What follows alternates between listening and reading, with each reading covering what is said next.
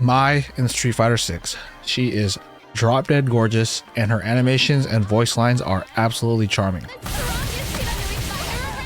With all that in mind, it's easy to see why a casual player of the game would be really happy with her inclusion in the game. But what do pro players, players who spend hundreds of thousands of dollars to fly across the world to compete against other players using characters just like Mai for real money, sometimes their livelihood, think of her? Well, I have a tweet here from Ending Walker, one of UK's youngest and strongest Street Fighter competitors. This is what he has to say about Mai.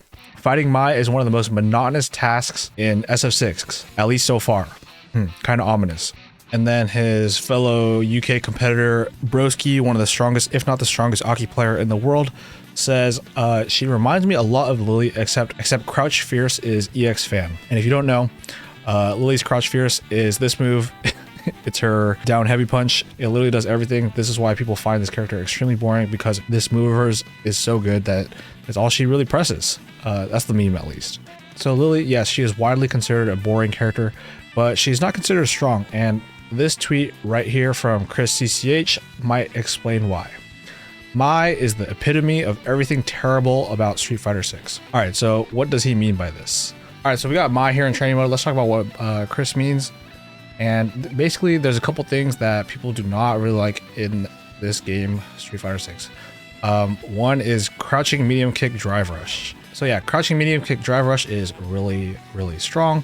It's a low, so you can just clip people low, and it leads into a full combo. Another thing people don't like is corner carry, something that Mai has in spades. She can also do it into a DP if she wants to.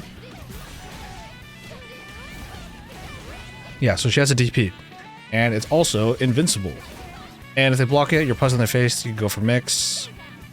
She actually has a really strong jab pressure after this, because she can do 2 lights and throw you. And if they decide to throw tech, you can walk back, shimmy them. So yeah, she has crouching medium kick. Very hated thing in this game. But it is what it is, she has it.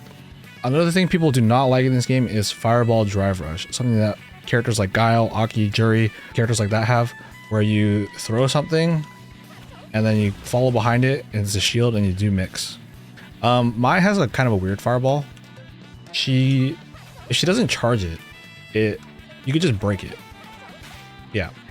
So she has to charge it, which is really reactable. You just see her charging it and then jump. But if you are able to get this fireball out, you're able to follow behind it and get some mix. Something like that. And if they try to mitigate this mix by parrying, you could actually throw them out of it. But yeah, there's a really challenging thing to deal with. So the funny thing is, she has fireball drive rush without the drive rush. What I mean by this is her EX fan, which is a enhanced version of the fan, meaning it doesn't break when you use it, and she can just dash and go for mix from there. Her EX fans have another property where you can charge it, and if you time this properly, you can throw them in between the bounce of the fans. And I would have got a combo there too. This is really strong in matchups where people try to out fireball you. Let me show you something really strong.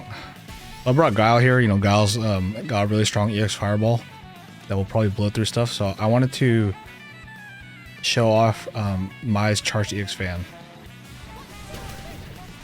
You see how mine clashed, but I had extra fans?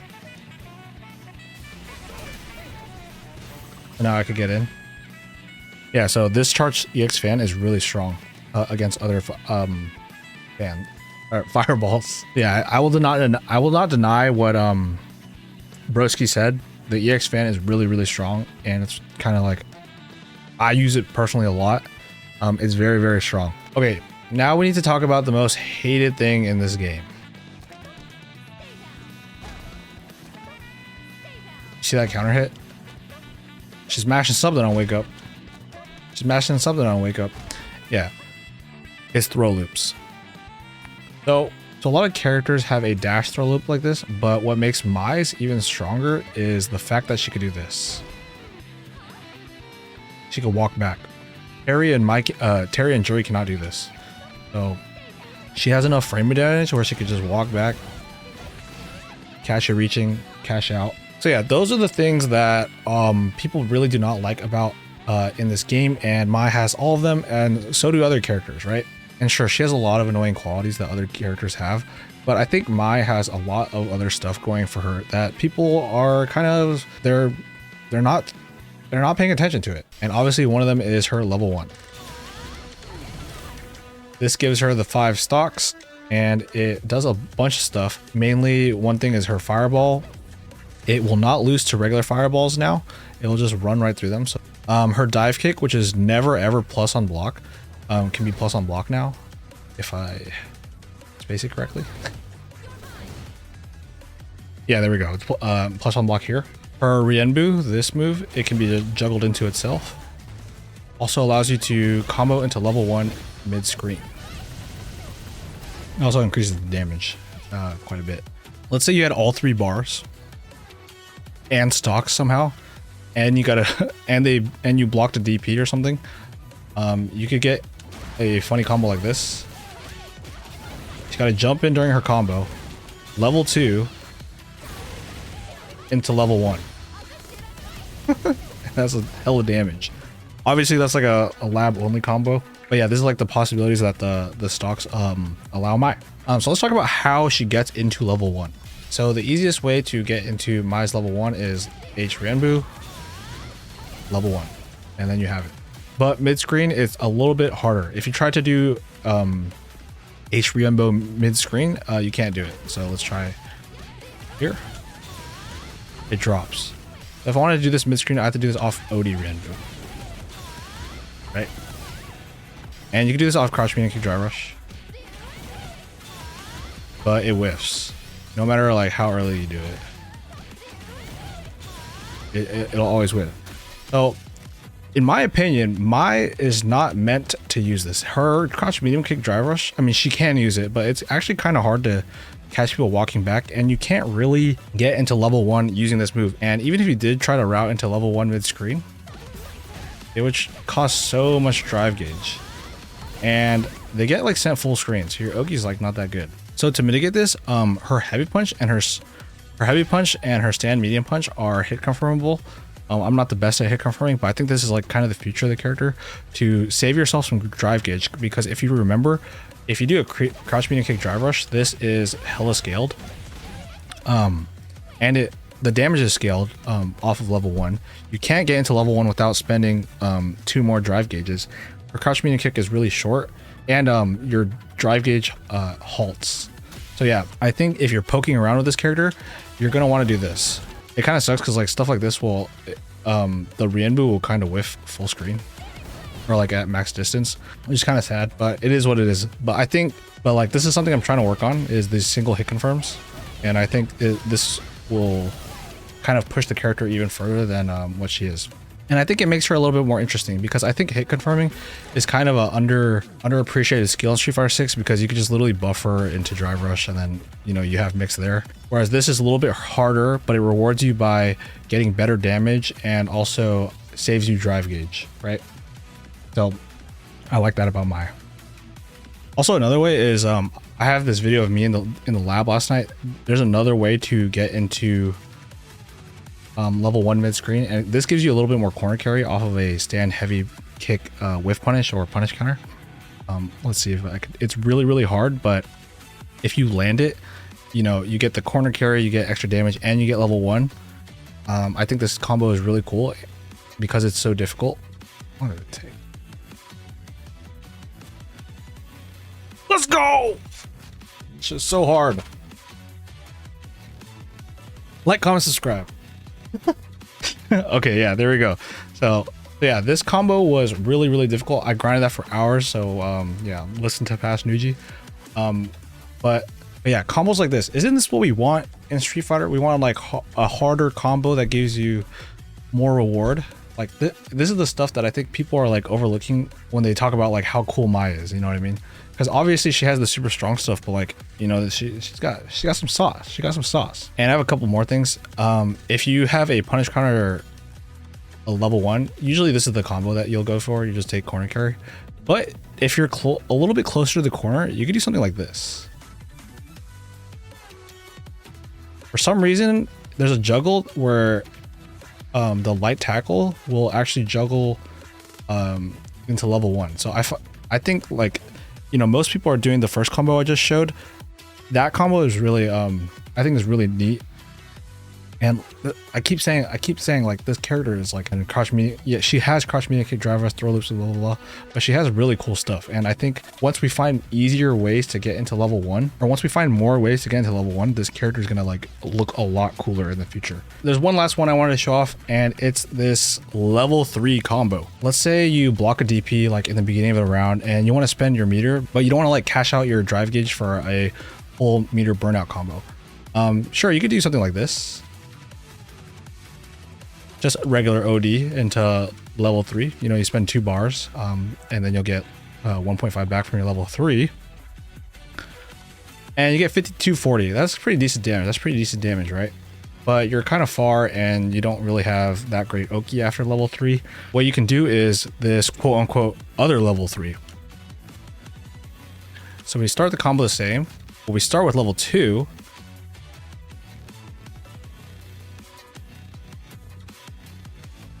And we go into level 1, and not only do you get better damage, you get corner carry. You have them in the corner. Level 1 is a really good knockdown. You could do like charged fans and stuff, and you end the combo with 5 stocks with them in the corner. And this is when stuff gets crazy. You could just like start going ham. You know what I mean? I'm not gonna show off everything, but this is like the potential of the character. Okay, this is the last this is the last clip I have for my little Mai Glaze session. This is Momochi, pioneer of the Ed Shin Dream combo. Well, here he has the Mai Dream combo. I don't know how good this actually is, but I thought it's pretty neat. So you get a spaced out DI with level 1, and notice he had 3 bars, so he has 2 bars. Now he's doing this stun combo. It built him a whole bar of meter to do a level 3 during that combo. So it's basically a 4 meter combo. And yeah, そこは倒れろや。そこは綺麗にさ。倒しきったら綺麗じゃんね今。空気よ。I don't speak Japanese, but I know exactly what he's saying. He's like, how the fuck did that not kill? That's what I think makes Mai like a really cool character. She has like all these micro optimizations that you have to make with drive, stocks, meter, stuff like that. I think it makes the character really, really cool. And obviously it's going to be a lot harder when, like, you know, maybe you only have 2 stocks because you're throwing fireballs, stuff like that, and you have to optimize your combo that way. I think it makes the character actually really interesting and complex to optimize, and I think she's really neat. Okay, so I talked about what makes Mai, in my opinion, not as boring as people say. Just because she possesses some basic stuff, she has like really, really unique things about her. But I will not lie, she does have the really basic stuff, and that basic stuff is really strong. So let's go back to Chris CH's tweet here.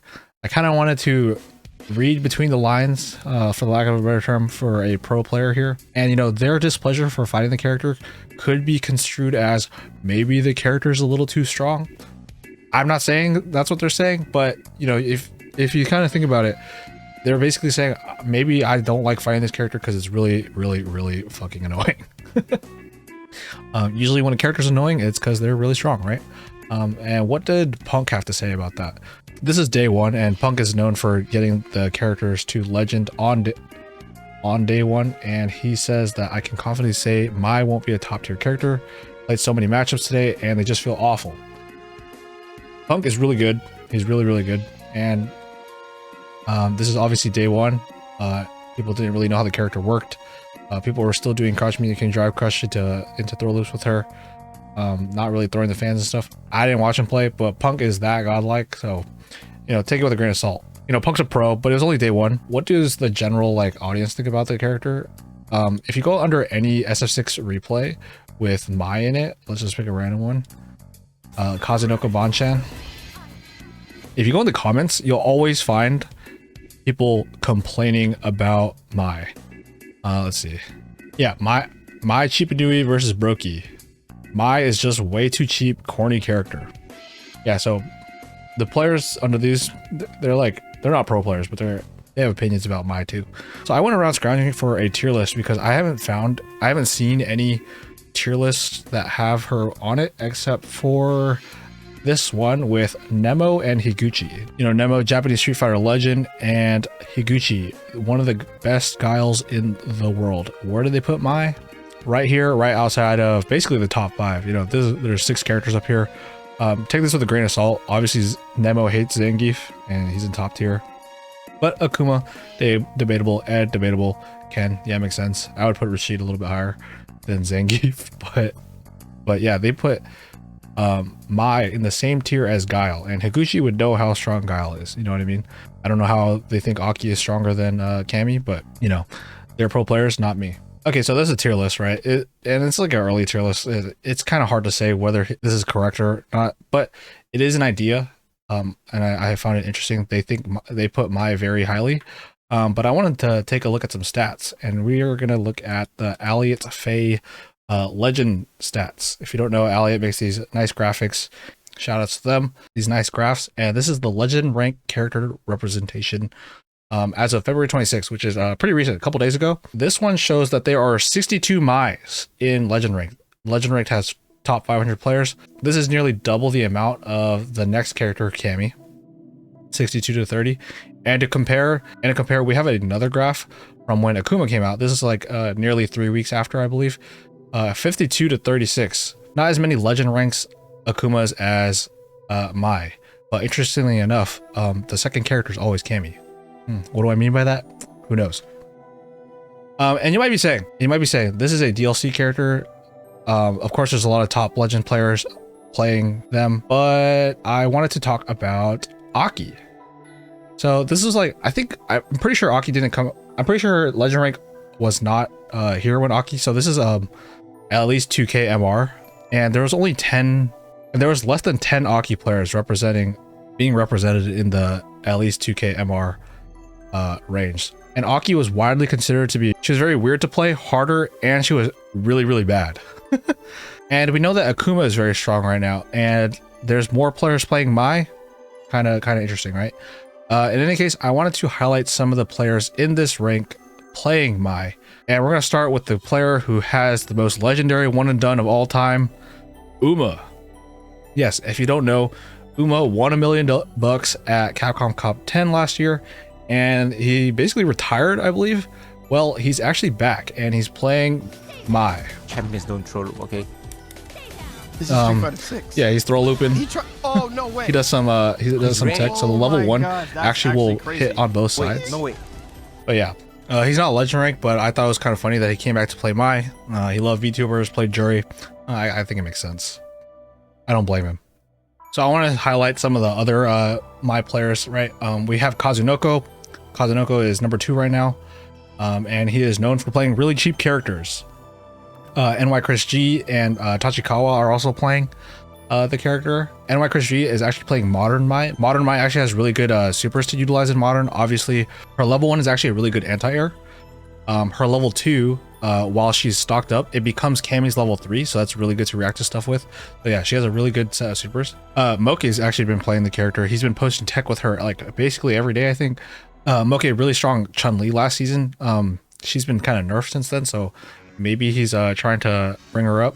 But the player I actually wanted to talk about most today was Dark Neff. Yes, Nephew, the player who quit his job at Google to play Street Fighter 6 competitively. Yes, he is playing Mai. He is playing Mai. And I just kind of wanted to showcase his Mai right now is number 55. Where's his Juri at? 71. Yeah, so he's been grinding the character. And I have reasons to believe that he might be maybe not be maining the character, but adding her to the lineup. And my first piece of evidence is this video here that he posted when the character came out. I might have a new mine character. And what does he have to so yeah, this is the early rank grind, and what does he have to say about the character? Mai's fun. She's kind of like Colleen. You can try her. Yeah, so if you don't know, Colleen was a character that he used to play in Street Fighter V. So this leads me to believe that like he finds the character like kind of familiar, the playstyles like he like meshes well with. And yeah, So, yeah, I think he likes the character. And he's been putting in work with her in TNS. So yeah, he's been competing online with her, bringing her up to speed. This is one of many tournaments. And when I first saw this tournament, or when I first heard that he's been playing Mai in like top 8 and stuff, I kind of thought like, oh, he's just playing like Punk, where they just like kind of try out the new DLC character and see how high they could go with her. And they usually get top 8, right? And they're, you know, they just do it with their fundamentals, right? When I was watching, while I was watching him play, I actually learned that he is actually like implementing some tech. This is a level 1 conversion that I thought was really cool. Perfect parry, dash up, drive rush, get that light cartwheel juggle and get the level 1. He has some frame kills, and yeah, so he's actually kind of like implementing tech with the character. He's not playing just fundamentally. And you might say like, this is just an online tournament, who gives a fuck, right? Well, he actually played her in an offline tournament. This is a grand finals of a offline tournament versus IDOM. He played Juri in this tournament, but he also played Mai. So yeah, he's actually playing Mai. Maybe this is a random counter. Maybe this is a random counter pick. Maybe he thinks Manon. Maybe he thinks IDOM won't know how Mai works and stuff. But yeah, he did play her in an offline tournament. And you might be thinking like, oh, this is just like a random offline. It's not like a Capcom CPT event, right? Well, this is actually Genesis, which was a Red Bull Kumite event. So he thought that Mai was good enough in grand finals to actually like sweat with the character and try to get invited to Red Bull Kumite, which is like an all-star event. It's like an invitational. You could compete for a spot. It's pretty dope. People want to go. People want to go. This is where all the top players like kind of get to show their stuff because they play in first to 5s, not first to 2s. So yeah, he thought that like Mai was good enough to bring to this event. And I have some other stuff, and I gotta set the stage because the reason why I think he's playing Mai is because of his Capcom group stage. Let's take a look. Let's hone in on his. He's Group G. In my opinion, this is the hardest group. He's got Juicy Joe, really strong JP player, kills you, fellow Juri main, Xiao Hai, my pick to take it all.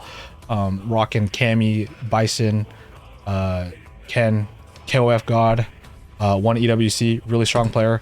And then he's got Kaba and Knuckledew, two of the strongest Guiles in the world. And how did he feel about his draw? Yes, this was his reaction to his group draw, because notoriously Juri's worst matchup is Guile, and now he has to fight two of the strongest Guile players on the planet just to get out of his group. And I have some other stats here. I looked up his Singapore run, CPT Singapore, where he qualified for Capcom Cup, where he lost to Shuto, who is the winner of the whole tournament, and then he lost to Higuchi, the Japanese Guile that made the tier list, another contender for strongest Guile in the world. And to make this even a little bit more dramatic, he lost to Higuchi outside of this bracket here, and Gachikun actually saved Nephew here from fighting Higuchi. So if Gachikun lost here, maybe Nephew wouldn't make it to grand finals to make it to Capcom Cup. I don't know. But that matchup and this experience here is probably like making him think like, dude, I have to, this Guile thing is something I have to like actually think about. He's probably thinking about it a lot. Yeah, and so in my opinion, I think he's picking up Mai to play against these Guile players. And you know why I think that? It's because he has a video called I Must Defeat the Best Guile, which is a TNS run. And if you click around, he's playing Juri. He's playing Juri. He's playing Juri, right? He's playing Juri during this TNS run. But once you get to the end, when he's fighting Knuckledew, he's playing Mai. He's playing Mai, right? So, yeah. And I think the reason why he's doing this is because her EX fans actually just clear out all the bullshit that Guile puts out. Something that Juri can't do because her fireball goes under Guile's fireball. I'm not sure how good the Mai Guile matchup actually is, but it must be easier than the Juri matchup, which is why he's probably playing Mai like this. So I think it's a good pick. I kind of agree. And yeah, I think we might see a Mai in Capcom Cup, which is really exciting for me, at least. It might not be exciting for the rest of the competitors, but yeah, I think Nephew thinks the character is pretty strong and is going to be a method to deal with these Guile players.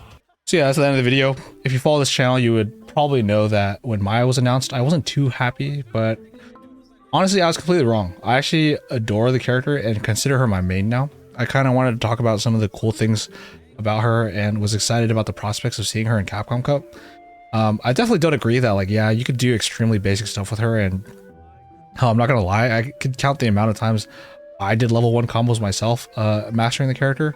I do hope she gets some passes on like some of her conversions, like the stand heavy punch Rienbu whiffing, stand medium punch Rienbu whiffing, so she can get into level 1 a little bit more. I do agree that she like seems like she's really basic and she has all the strong stuff that the rest of the cast does, but I think that's a problem with the game design, and if you don't like that, you know, power to you. But I don't think it's a problem with Mai, so leave her alone, bitch.